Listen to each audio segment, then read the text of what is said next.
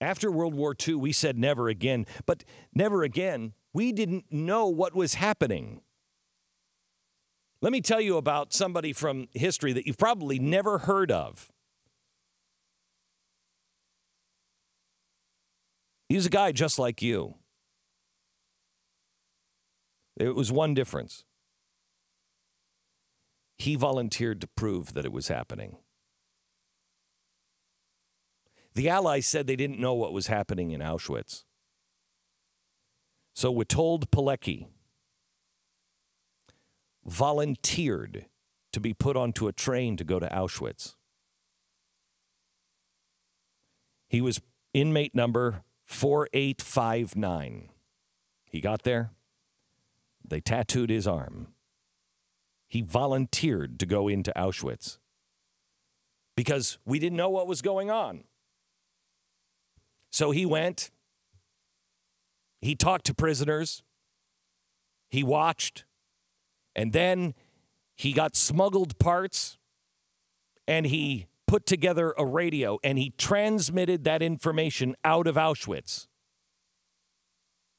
He escaped Auschwitz, believe it or not. He got back out just in time for the Russians to come. They tried him for espionage. We don't know where he was buried. But that man went in to prove what was happening. We know now what's happening. Never again means now. How do we wake people up? I don't know. I don't know. I think we need to worry about ourselves. Stay awake. Stay awake. What happens when you've had such a shock to your body and you have a concussion? What do they say? We have, as a nation, we have a concussion.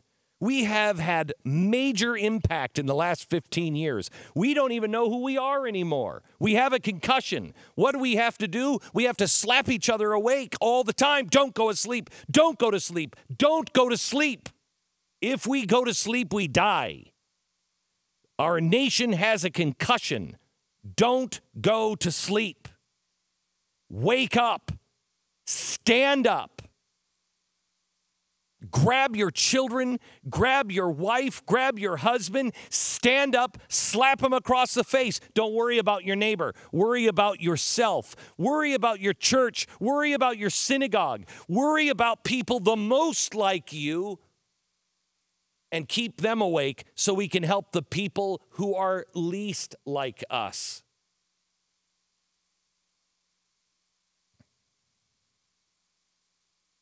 Here's what I would like you to do. On Thursday, we're going to make an announcement on exactly what's going to happen on 8/28 and 8/29. I want you to be there on August 28th and August 29th in Birmingham, Alabama. I want you to go to your church, and I want you to tell your church, we want to put a bus together because we want to be the seeds, and we want to bring this back home. Because they're going to give us information on what is happening over the Middle East and how we can help. And we're going to stand and we're going to start to link arms with churches that are the least like us all over the country. And we're going to begin to move as one body because the body needs feet, the body needs hands, the body needs eyes, the body needs a mouth, the body needs a torso. And we got to stop rejecting, the hands has to stop rejecting the fingers. We have to start moving as one body. That doesn't mean that we join our theology, because we're never going to agree on theology, and that's okay. Let's stand together and keep each other awake. I want you to go to your church, and I want you to go to the members of your church or your local community, and you get a bus together, and you say, we're going to go down to 828, and we're going to stand, and we're going to make a difference. Because this is not let's just stand and get together and feel good. This is stand, get together, learn, take it back, and do. When something happens in your community, we're going to be there together. When there is somebody like there was in Charleston, we're going to go together.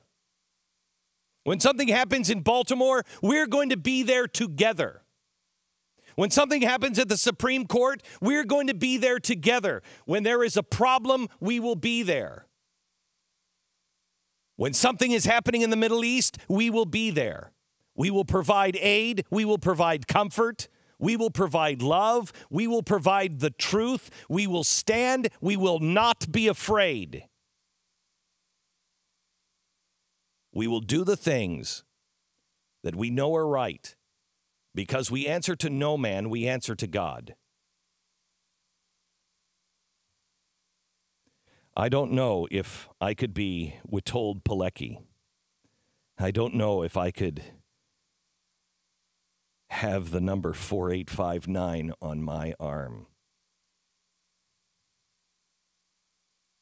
But I'll be damned if I'm not going to try. I only have one life.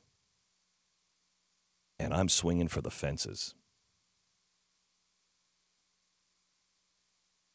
Join me, please.